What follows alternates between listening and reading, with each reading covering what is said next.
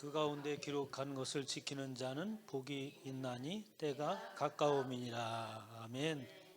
요한계시록을 이제 본격적으로 본론에 들어갑니다.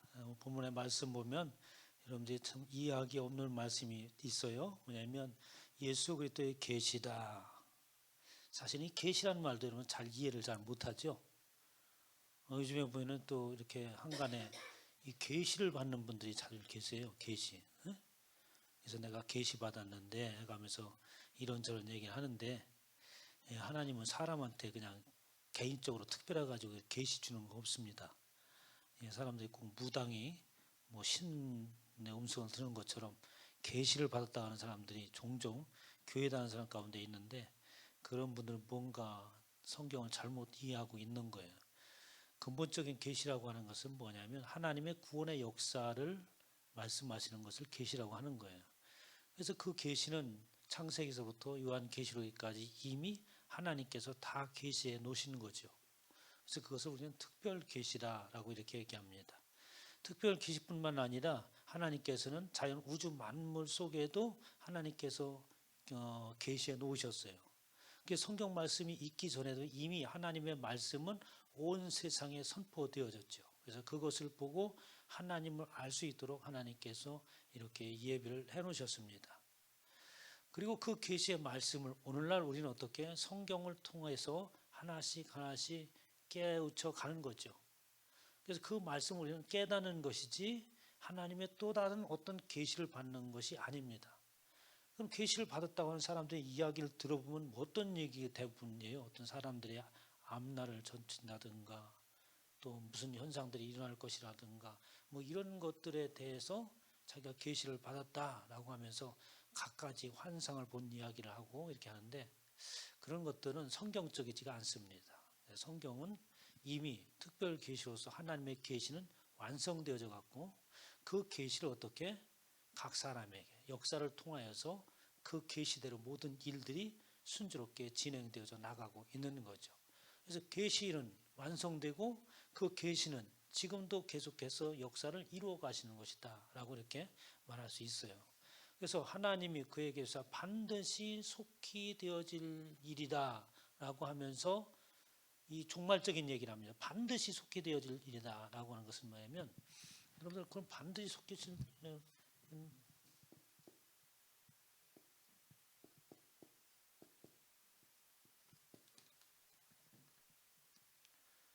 에스카토스라고 하는 것은 끝.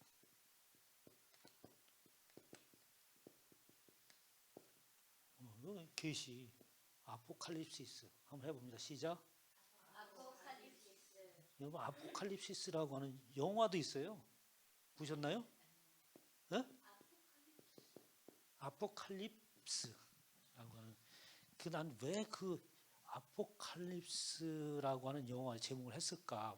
그 영화 중간에 한 어린 소녀가 나옵니다. 그 소녀 나가지고 환상을 본 계시를 해요. 그 뭡니까 비몽사몽간에서 그 어떤 환상을 이야기를 하는 장면이 나옵니다. 그래서 아마 그런 의미에서 아포칼립스라고 하는 제목을 붙였지 않았을까 이렇게. 난 그걸 두 번이나 봤는데 도대체 왜 그 제목을 붙였는지 이해가 잘 안 가던데, 하여간 그 영화는 아주 재미있는 영화였어요. 나중에 한번 보시기 바랍니다. 그래서 계시는데 그것은 반드시 속히 되어질다. 언제? 그 끝에 종말에 반드시 되어질 일이다 라는 것을 성경에서 이야기합니다. 그런데 여기서 또 우리 의문점이 있죠.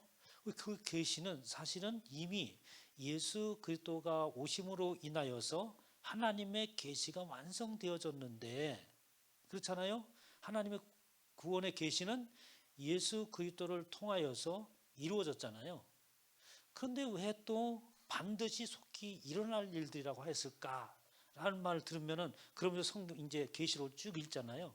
그렇게 계시를 읽으면 이 신비한 일들이, 이 참 무서운 일들이 앞으로 벌어지는 것을 지금 말하고 있는가라고 하면서 계시록에 대한 그 뭡니까 신비함, 또 두려움, 내지는 우리가 이해할 수 없는 어떤 큰 위험이 있는 것 같은 그런 느낌으로 이제 계시록을 대하게 되는 거예요. 그래서 오늘 말씀의 제목이 반드시 속히 일어날 일은 무엇을 의미하는가라는 말씀을 드리기를 원합니다. 그래서 그 종들에게 보이시려고 그의 천사를 그 종 요한에게 보내어 알게 하신 것이다 라고 하면서 이제 이 계시록에 관한 이야기를 요한이 반모섬에서 하나님의 계시를 받죠. 그 계시라고 하는 것은 새로운 것이 아니라 하나님께서 이미 계획하시고 이루어 나갈 모든 것들 이야기를 종합적으로 하는 거예요. 창세부터 신약의 일까지 쭉 말씀을 또 하시죠. 사도를 통해서도.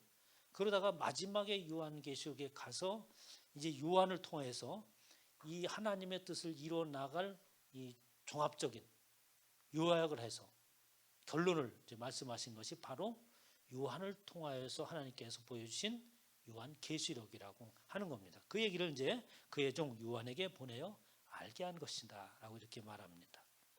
그래서 요한은 하나님의 말씀과 예수 그리스도의 증거고 자기가 본 것을 다 증언하였다라고 하면서 자기가 본 것을 다 증언했다.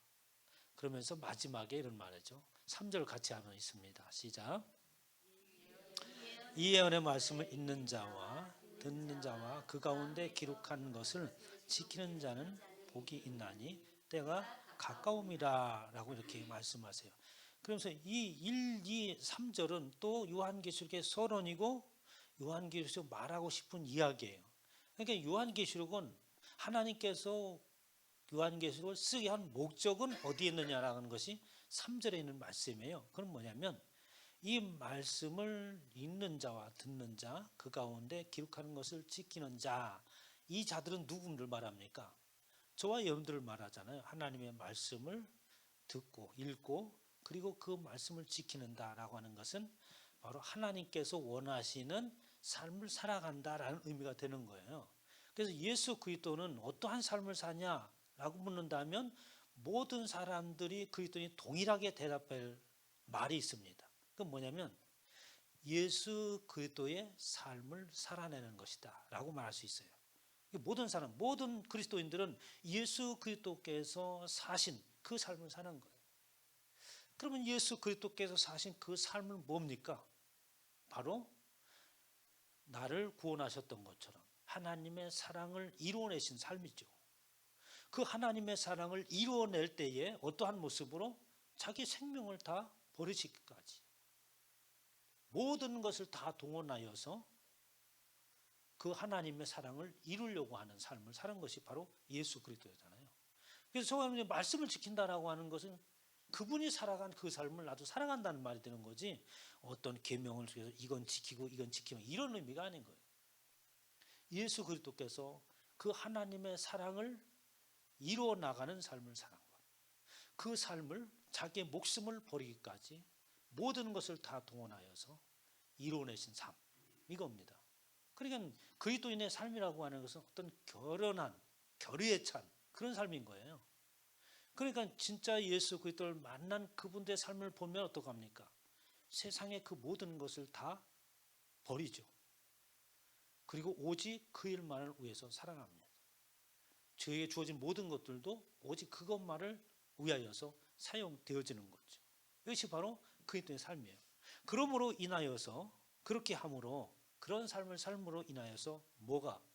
복을 받기 위함이다. 그것이 바로 행복이고 기쁨이고 즐거움이다라는 말이에요. 응? 복이라는 말이 그런 거잖아요. 복은 다른 게 없어요. 기쁘고 즐겁고 행복하면 복이 있는 거예요. 아무리 많은 것을 쌓아놔도 기쁘고 즐겁고 행복하지 아니하면 그건 복이 아니지. 그래서 우리는 진정한 복을 누리시길 주님에 축원합니다. 그래서 그러한 하나님이 주시는 행복과 기쁨과 즐거움이에요. 그런데 그 행복과 기쁨과 즐거움은 왜 새삼스럽게 하나님께서 얘기하시는가? 세상이 주는 행복과 기쁨과 즐거움과는 다르기 때문에 그렇습니다. 어떻게 다릅니까? 뭐 모양이 다른가요? 내용이 다른가요? 색깔이 다른가? 그것은 뭐냐면 세상이 주는 기쁨과 즐거움과 행복이라고 하는, 다시 말해서 복이라고 하는 것은 어떻게 하냐면 마치 진짜인 것 같으나 그것이 진짜가 아닌 모양인 거예요. 모양에 불과한 거란 말이에요. 모양에 불과한 거. 그래서 모든 사람들로 하여금 그 모양을 보고 무엇을? 실체를 추구하기 위해서 그런 거예요. 그래서 모든 사람들은 뭘 추구해? 행복을 추구합니다. 뭘 보고? 모양을 보고. 모든 사람들은 복을, 즐거움을, 기쁨을 추구해. 무엇을 보고? 모양을 보고. 그런데 문제가 있어. 이 모양이 진짜인 것처럼 착각하는 거지. 모양을 보고 실체적인 것을 향해서 바라보고 추구하라고 얘기하는 건데, 이 모양을 보고 진짜로 착각한 거예요. 모양만 가지고 진짜로 착각한 거예요. 무슨 얘기 이해가 가나요? 모양을 가지고 진짜인 줄 착각하지 않기를 주님의 축원합니다. 그래서 이 예언의 말씀, 계시는 그냥 알아지는 것이 아니라고 성경엔 기록되어 있습니다. 고린도전서 2장 9절 10절을 한번 찾아봅니다. 고린도전서 2장 9절 10절 같이 한번 읽습니다. 시작. 기록된 바 하나님이 자기를 사랑하는 자들을 위하여 예비하신 모든 것은 눈으로 보지 못하고 귀로 듣지 못하고 사람의 마음으로 생각하지도 못하였던과 함과 같으니라. 오직 하나님이 성령으로 이것을 우리에게 보이셨으니 성령은 모든 것 곧 하나님의 깊은 것까지도 통달하시니라 라고 이렇게 말하면서 얘기를 참 많이 해요. 하나님께서 당신의 백성들을 사랑하셔서 그 사랑하는 자들을 위하여서 예비하신 것, 그것은 창세기서부터 요한계시록에 이르기까지 모든 하나님의 구속의 이야기인 것이죠.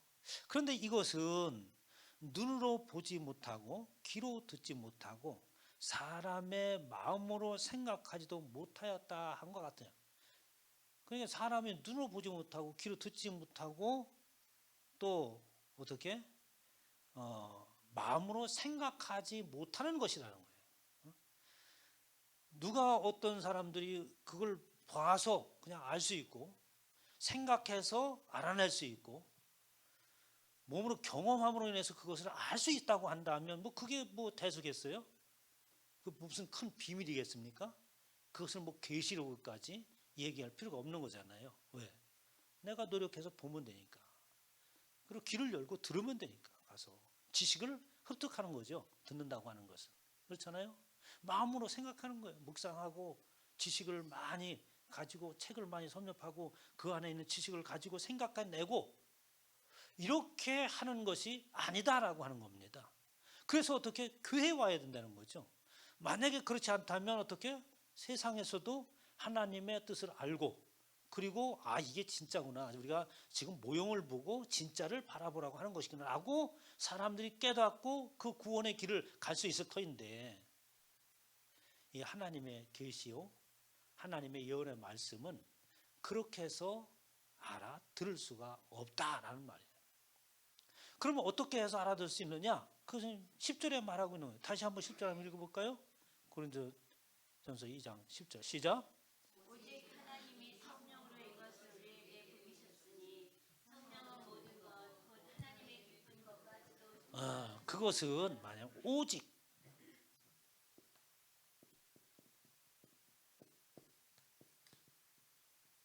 하나님이 오직 하나님 다른 방법이 없어. 그분이 성령으로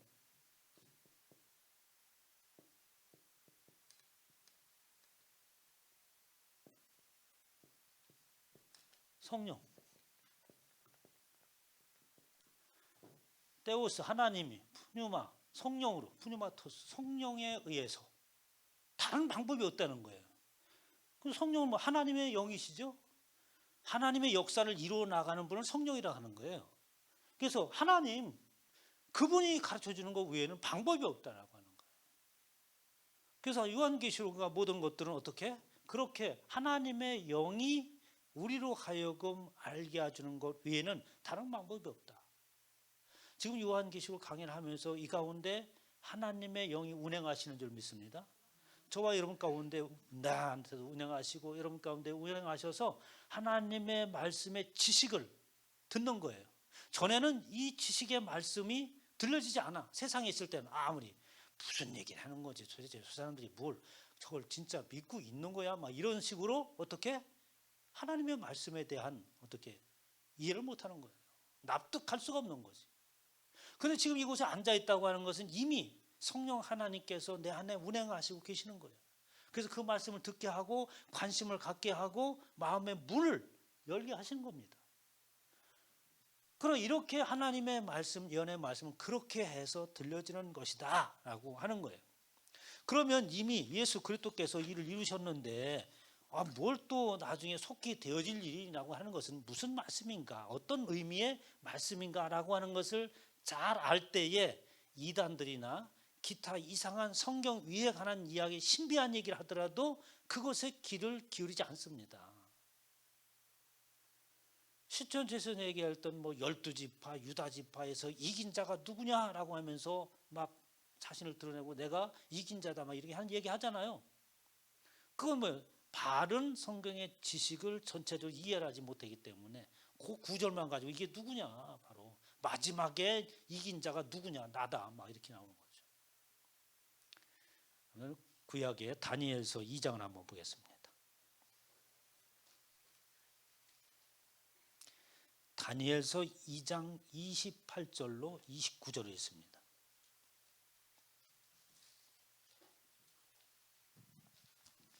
찾았으면 있습니다.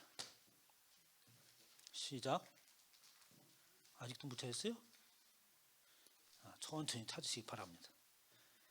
다니엘서 2장 28절로 29절 시작. 오직 은밀한 것을 나타내실 이는 하늘에 계신 하나님이시라. 다른 분 없습니다. 그가 느부갓네살 왕에게 후일에 될 일을 알게 하셨나니 왕의 꿈 곧 왕이 침상에서 머릿속으로 받은 환상은 이러하나이다. 왕이여, 왕이 침상에서 장래 일을 생각하실 때에 은밀한 것을 나타내시는 이가 장래 일을 왕에게 알게 하셨사오며 라고 하면서 지금 이 다니엘과 느부갓네살 왕 가운데, 바벨론 왕 느부갓네살 왕 가운데 이야기하는 대화 내용이에요. 느부갓네살은 이제 어떤 애입니까? 당시에 전 세계를 어떻게 지배했던 자입니다. 근데 이 느부갓네살 왕이 꿈을 꾼 거예요. 근데 그 꿈이 심상치가 않아요.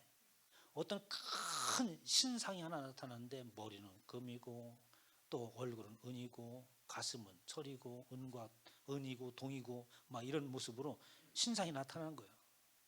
그게 느부갓네살이 잠을 이룰 수가 없어요. 도대체 이 꿈이 그냥, 꿈을 가끔 꾸죠.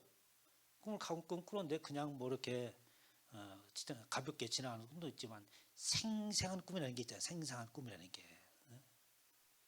생생한 꿈이 있는데 그냥 흘려보낼 수 없는 그런 꿈을 꾼 겁니다. 너무나도 생생한 거예요. 그런 큰 신상의 꿈을 꿉니다. 그런데 그 신상이 딱 서 있더니 어디서 갑자기 뜬 돌이 공중에서 확 날라와 가지고 근사치니까 그 신상이 완전히 무너지는 겁니다. 도대체 이게 무슨 꿈인지 너무나도 선명하고 알 수가 없는 거예요. 그래서 다니엘을 부르잖아요. 그때 다니엘이 이 꿈에 꿈 해몽을 하는 겁니다. 그 할 때 은밀한 것은 사람들이 이해하지 못하는 이 신비한, 우리가 살아가는 데에 지금 우리는 살아갈 때 눈에 보이는 것, 경험되어지는 것, 현실적인 이것만 지금 우리 볼 수 있잖아요. 그런데 모든 사람은 뭘 알고 싶어? 장래일을 알고 싶은 거예요. 미래를. 그런데 그 신비한 건 장래일, 우리가 어떻게 될 미래일은 우리가 알 수 없는 것이다. 그것은 누가? 하나님만이 그 일을 알 수 있고 그분만이 나타내시는 것이다 라고 하면서 그 꿈은 하나님께서 장래에 일어날 일을 왕에게 보이신 것입니다 라고 하면서 이제 꿈 해몽을 쭉 하는 거죠. 그러면 이 장래에 일어날 일들 얘기하면서 이제 그 다니엘서 12장 1절에 가면은 이 다니엘 장래 일들을 쭉 얘기하는데 그 장래에 일어날 일들은 이 뜨인 돌까지가 얘기 나오니까 결국 지금 다니엘 얘기하는 것은 하나님의 구원의 역사를 이루어나가는 그 마지막 예수 그리스도라는 거예요. 그분에 의하여서 어떻게 뜨인 돌, 예수 그리스도를 상징하는 거죠. 그분이 모든 것을 다 파괴하고 하나님의 뜻을 이루어나갈 것을 이 느부갓네살 왕을 통해서 이제 알게 하신 것입니다. 자, 그러면 다니엘서 12장 1절을 한번 봅니다. 다니엘서 12장 1절 시작. 그때에 내 민족을 후회하는 큰 군주 미가엘이 일어날 것이요 또 환란이 있으리니 이는 개국 이래로 그때까지 없던 환란일 것이며 그때에 내 백성 중 책에 기록된 모든 자가 구원을 받을 것이라. 땅의 티끌 가운데서 2절 많은 사람이 깨어나 영생을 받을 자도 있겠고 수치를 당하여서 영원히 부끄러움을 당할 자도 있을 것이며 지혜 있는 자는 궁창의 빛과 같이 빛날 것이요 많은 사람을 옳은 대로 돌아오게 한 자는 벌과 같이 영원토록 빛나리라. 다니엘아, 마지막 때까지 이 말을 간수하고 이 글을 봉함하라. 많은 사람이 빨리 왕래하며 지식이 더하리라 라고 하면서 다니엘을 통해서 하나님께서 또 말씀해 주십니다. 마지막 때에 이 일이 어떻게 되어질 것인가, 어떠한 상황들이 일어날 것인가, 마치 이 말은 요한계시록에 있는 내용을 읽는 것 같잖아요. 그러면서 그 마지막 때의 일을 기록하라 라고 하면서 이 4절에 보면 그 일이 일어났으면 어떻게 해야 돼? 너 지금부터 내가 한 얘기를 온 세상에 공포해라. 응? 그리고 모든 사람들이 빨리 이 일을 알게 하고 깨닫게 해서 구원을 받도록 해라 라고 이렇게 해야 되잖아요. 그런데 다니엘한테는 그렇게 얘기하는 게 아닙니다. 4절에 보면 다니엘아, 마지막 때까지 이 말을 간수하고 이 글을 봉함하라. 많은 사람이 빨리 왕래하며 지식이 더하리라 라는 아주 알듯 말듯한 말씀을 이 다니엘에게 하는 겁니다.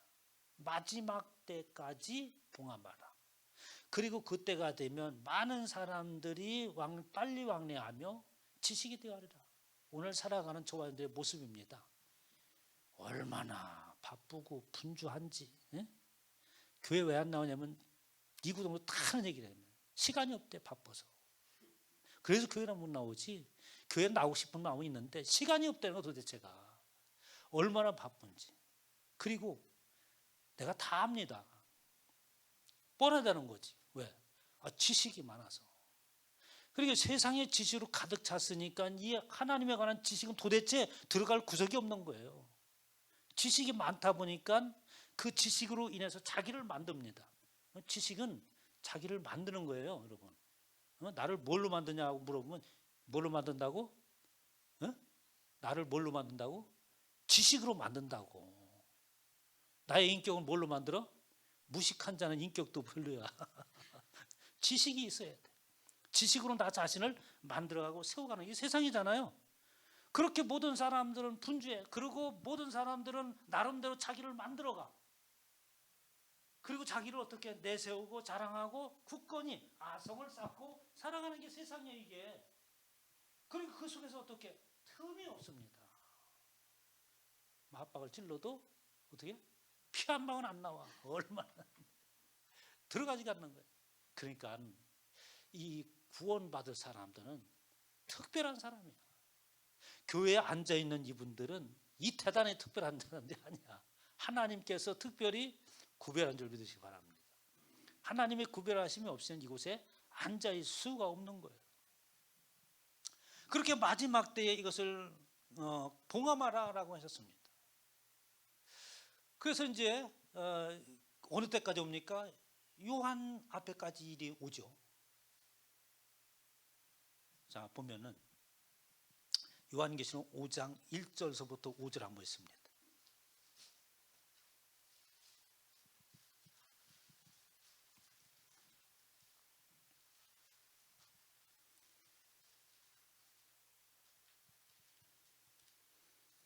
찾았으면 있습니다. 시작.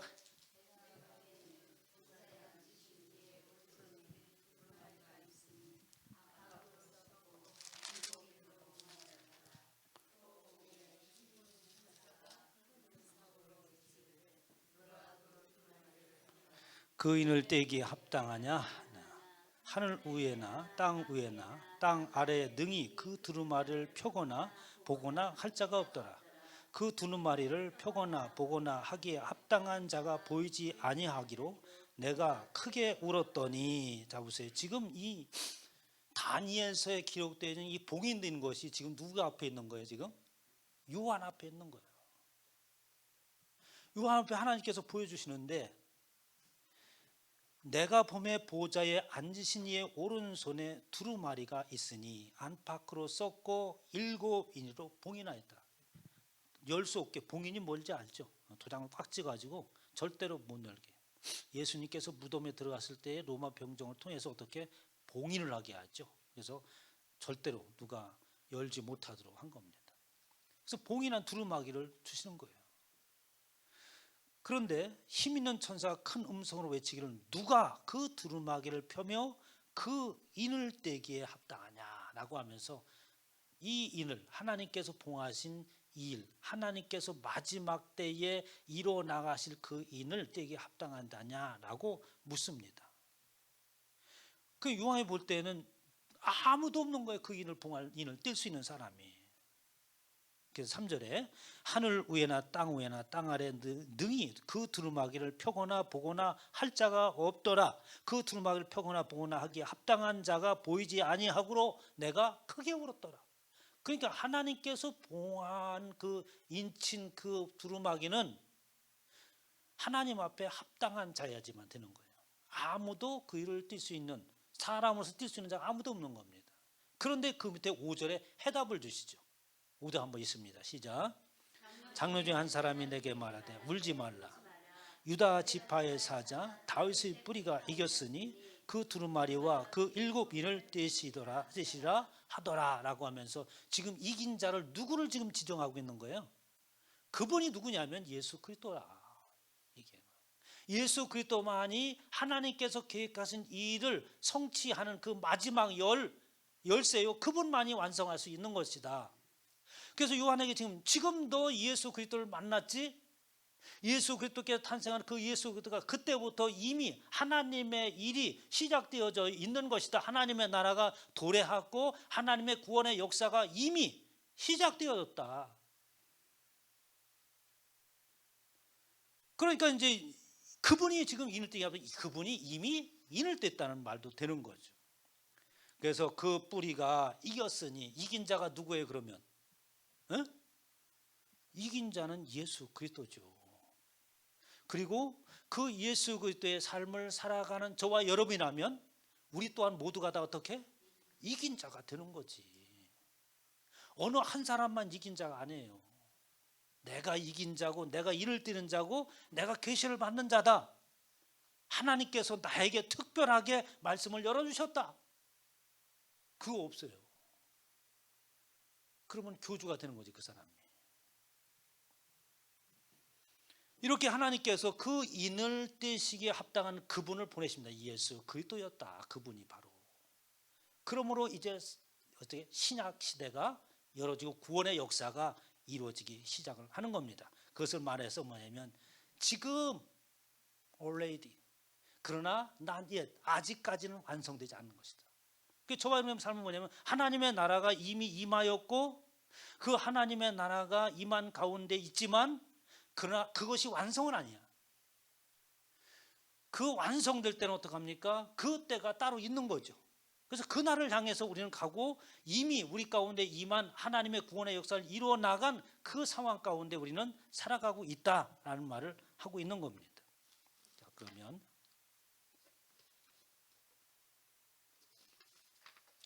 베드로전서 4장 7절 한번 보겠습니다.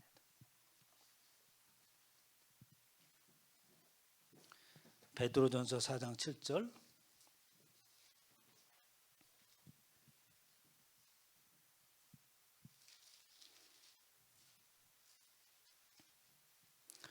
시작. 만물의 마지막이 가까웠으니 그러므로 너희는 정신을 차리고 근신하여 기도하라. 이 베드로가 하는 얘기입니다. 그러니까 때가 가까이 왔다. 그 마지막 에스카토스라고 하는 그 종말이 곧 되어진 일들이 가까이 왔다라고 말하는 거예요. 그런데 그 가까이 왔다는 것은 그 마지막 점을 얘기하는 것이지만 지금 우리는 어떻게 이미 그 안에 들어있다는 거예요. 그렇게 그 안에 들어있는 사람들은 어떻게 살아야 되느냐? 베드로서 3장 3절서부터 쭉 얘기합니다. 한번 보세요. 한번 3장 3절서부터 우리의 상황들이 어떠한 일들이 벌어지고 있는 우리 주위에 시작. 뭔 베드로 후서 3장 3절.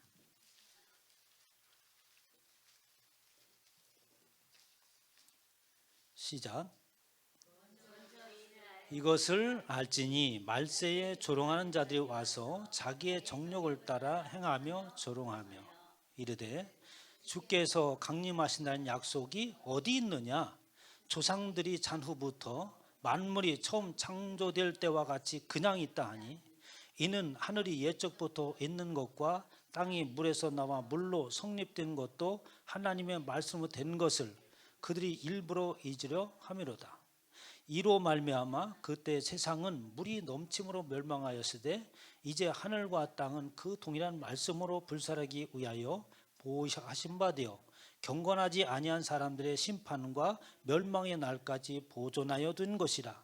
사랑하는 자들아, 주께는 하루가 천년 같고 천년이 하루 같다는 이 한 가지를 잊지 말라. 주의 약속은 어떤 이들이 더디다고 생각하는 것 같이 더딘 것이 아니라 오직 주께서는 너희를 대하여 오래 참으사 아무도 멸망하지 아니하고 다 회개하기에 이르기를 원하시느니라. 그러나 주의 날이 도적같이 오리니 그날에는 하늘이 큰 소리로 떠나가고 물질이 뜨거운 불에 풀어지고 땅과 그 중에 있는 모든 일들이 드러나리로다. 그러므로 만물이 가까웠으니 너희는 정신을 차려 근신하라 라고 이렇게 말하고 있습니다. 그러면 이 베드로서 3장 3절부터 10절에 있는 이야기는 구약에 있던 사건들을 요약해 놓은 거예요. 홍수가 났을 때의 이야기입니다. 노아에게 하나님께서 뭘 지으라고 얘기하십니까? 방주를 지으라고 얘기했잖아요.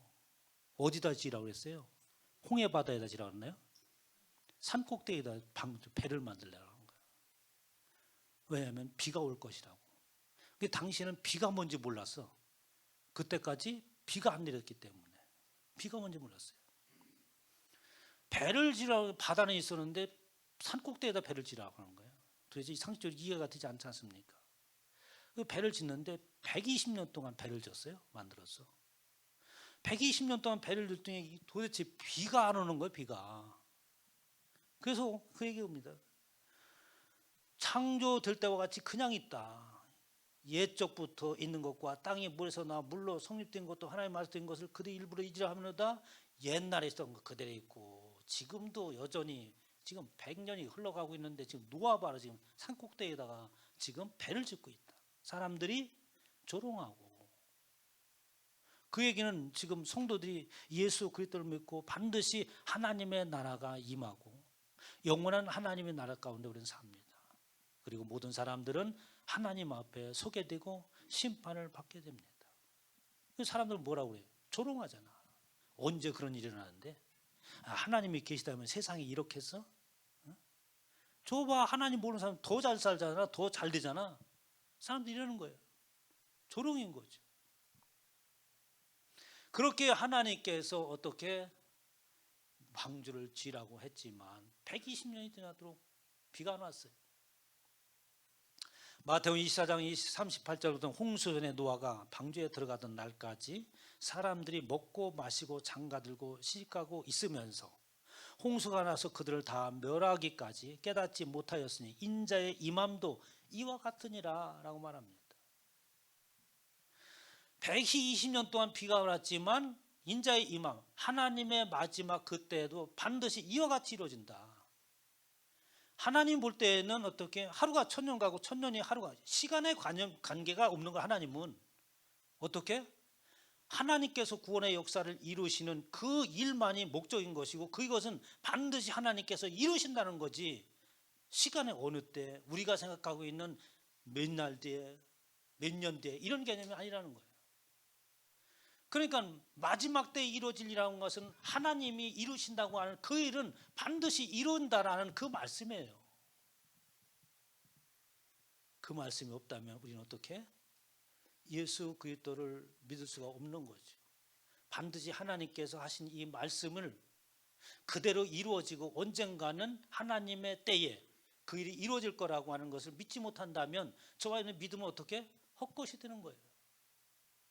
그래서 반드시 마지막 때에 이루어질 그 일들을 이 계시록을 통해서 나타내주고 있고 그 계시록을 통해 쭉 나타나시면서 무엇을 우리에게 얘기하고 있느냐.